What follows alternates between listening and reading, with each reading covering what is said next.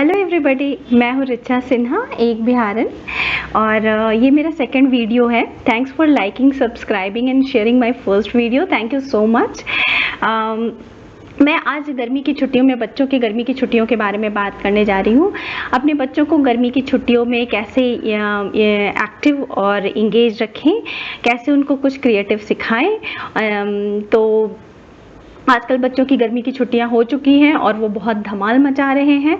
तो बच्चों को क्रिएटिव वे में इंगेज रखना बहुत ज़रूरी है। आजकल के बच्चे बहुत एक्टिव हैं और अगर हम उन्हें किसी क्रिएटिव काम में नहीं लगाएंगे तो वो सारे दिन टीवी और कंप्यूटर और मोबाइल इन सबों पे बिज़ी रहेंगे, जो कि उनके लिए बिल्कुल भी अच्छा नहीं है। तो मैंने कुछ पॉइंट्स नोट किए हैं और मैं अपने बच्चे पे वो चीज़ें अप्लाई कर रही हूँ एंड इट्स वर्किंग। और मैंने सोचा कि मैं एक वीडियो बनाऊं और आपके साथ भी शेयर करूं। तो आइए डिस्कस करते हैं।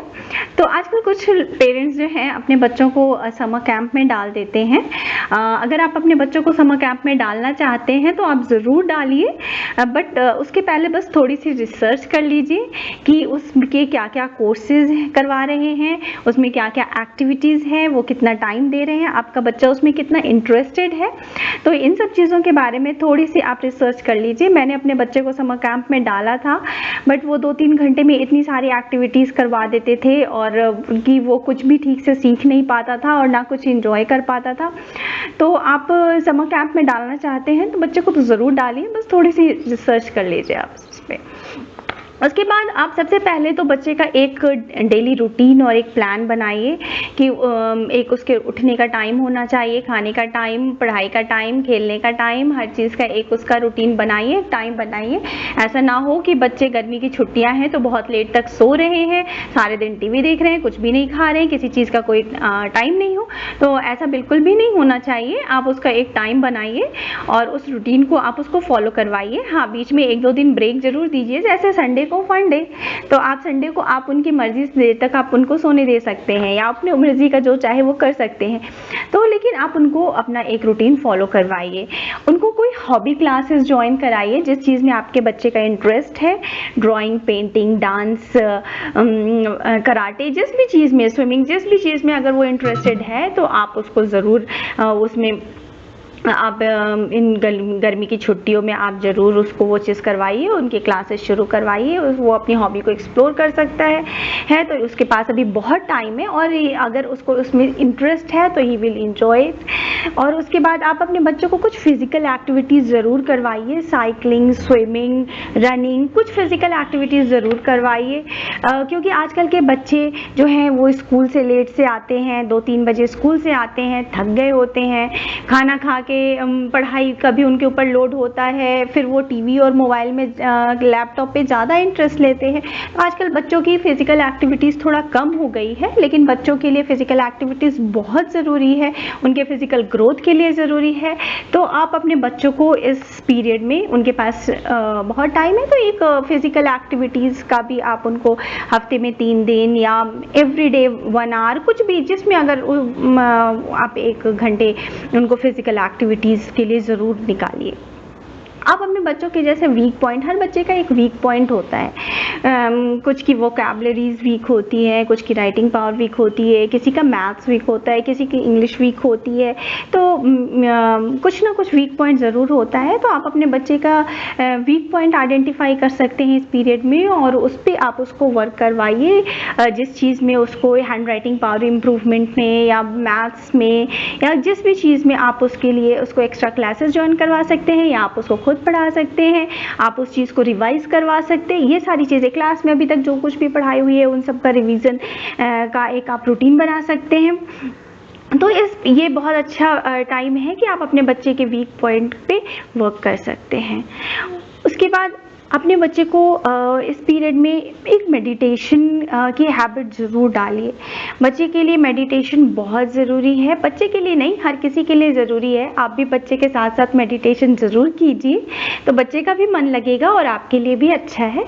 तो 5 ही मिनट हो, चाहे वो 5 ही मिनट करे, थोड़ा ही सा करे, तो एक उसे हैबिट बनेगी। मेडिटेशन से मेमोरी पावर बढ़ती है, कंसंट्रेशन बढ़ता है बच्चे के लिए और हर किसी के लिए मेडिटेशन बहुत ज़रूरी है। तो एक मेडिटेशन की हैबिट जरूर डालिए। इस पीरियड में आप अपने बच्चे को रीडिंग हैबिट डाल सकते हैं। उन्हें स्टोरी बुक ला के दीजिए, शायद स्टोरी बुक पढ़ने में वो ज़्यादा इंटरेस्टेड हो, तो आप उनको स्टोरी बुक ला के दीजिए। उनकी वोकैबुलरी बढ़ेगी, उनकी रीडिंग हैबिट बढ़ेगी। तो और आजकल तो स्कूल्स भी रिकमेंड करते हैं, मेरे बेटे के स्कूल से तो रिकमेंडेशन आई है कि उनको ये बुक गर्मियों की छुट्टियों में पढ़ना है, तो आप उनको एक स्टोरी बुक उनको ज़रूर ला के दीजिए और उनको स्टोरी बुक्स पढ़ने की एक्चुअली हैबिट डालिए। उसके बाद वैसे तो हम गर्मी की छुट्टियों में सभी जाते हैं, हिल स्टेशन जाते हैं, वेकेशन पे जाते हैं, छुट्टियां मनाते हैं, ज़रूर जाइए। लेकिन साथ साथ मैं एडवाइस करूँगी, चाहे वो छोटी सी ही ट्रिप हो, अपने होम टाउन की एक ट्रिप ज़रूर करिए। अपने ग्रैंड पेरेंट्स से अपने बच्चों को ज़रूर मिलवाइए, चाहे छोटी सी ट्रिप हो। हम सब न्यूक्लियर फैमिली में रहते हैं और हमारे पास इतना टाइम नहीं होता कि हम जाएँ अपने होम टाउन बार बार और मतलब बच्चों को वहाँ पर सबसे मिलवाएँ। तो आप एक बार वहाँ से अपने बच्चों को 2-3 दिन के लिए ही लेके जाइए। वह बच्चे अपने नाना नानी और दादा दादी को बहुत मिस करते हैं और उनको उनके साथ बहुत अच्छी बाउंडिंग भी होती है। वहाँ उनको बहुत सारा प्यार मिलता है, तो उन्हें बहुत अच्छा लगता है। तो आप उनको ज़रूर लेके जाइए वहाँ पे कुछ दिन। वहाँ बच्चे अपने कल्चर से जुड़ेंगे, अपने कहाँ से बिलोंग करते हैं इस चीज़ को देखेंगे, अपने परिवार के साथ उनकी बाउंडिंग होगी। तो ये एक बहुत अच्छा टाइम है, अपने बच्चों को ग्रैंड पेरेंट्स से मिलवाने ज़रूर लेके जाइए। उनको इस पीरियड में थोड़ी सी कोई रिस्पॉन्सिबिलिटी वाली काम दीजिए, छोटा सा कोई काम जो उनको आप कहिए कि आपकी रिस्पॉन्सिबिलिटी है और ये आपको रोज़ करना है। जैसे पौधों में पानी डालना, आप उनको दे दीजिए कि आप भैया अब आपकी छुट्टी है, अब आप रोज़ पौधों में पानी आप ही डालोगे। तो इस तरह के या फिर डॉगी को रोज़ खाना देना, इस तरह की छोटी छोटी रिस्पॉन्सिबिलिटीज़ जो हैं वो आप अपने बच्चों को ज़रूर दीजिए, जिससे उनको प्रैक्टिकल वर्किंग हैबिट भी, प्रैक्टिकल नॉलेज होगा, प्रैक्टिकल वर्किंग हैबिट होगी और उनको छोटी सी रिस्पॉन्सिबिलिटी, उनको रिस्पॉन्सिबल होंगे थोड़ा सा आप उनको कोई काम ज़रूर आप उनको सौंपिए कि हाँ ये काम आज से अब आप जब तक आपकी छुट्टी है ये आपको करना है। उसके बाद एजुकेशनल ट्रिप, अगर आपके एजुकेशनल ट्रिप से मेरा मतलब है कि अगर आपके शहर में कोई म्यूज़ियम है, कोई फोर्ट है कोई लाइब्रेरी है या फिर कुछ ऐसा है, तो मतलब आप अपने बच्चे को वहाँ पे लेकर के ज़रूर जाइए। जू लेके जा सकते हैं, बॉटनिकल गार्डन लेके जा सकते हैं, तो वहाँ बच्चे को अच्छा भी लगेगा, वो फन भी है और उसके साथ साथ आप उसको कुछ सिखा भी सकते हैं। तो ये मेरी छोटी सी थोड़ी सी टिप्स थी जिसकी आप अपने बच्चे की गर्मियों की छुट्टियां कैसे प्लान करें और उनको क्रिएटिव वे में कैसे एक्टिव और इंगेज रखें, और इससे आपको भी बहुत अच्छा लगेगा। डिफरेंट एक्टिविटीज़ आप अपने बच्चों के साथ करेंगे और आप उनको भी करवाएंगे, तो उनका भी वो भी टीवी और कंप्यूटर से हट करके कुछ अच्छा सीखेंगे, इंगेज रहेंगे और उनकी गर्मियों की छुट्टियां बहुत मज़े से कटेगी। ये मेरा फर्स्ट पार्ट था गर्मियों की फर्स्ट पार्ट था वीडियो का गर्मियों की छुट्टी के बारे में।